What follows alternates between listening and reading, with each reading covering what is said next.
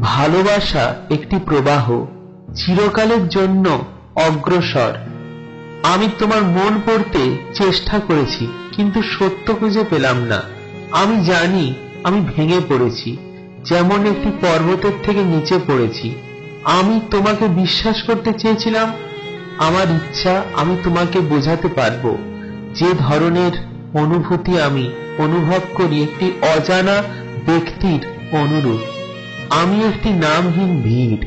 আমি সারা জীবন ধরে হেঁটে চলেছি অবিরাম বৃত্তের মধ্যে একাকী। আমি চেষ্টা করছি দৌড়ে চলে যেতে এখান থেকে।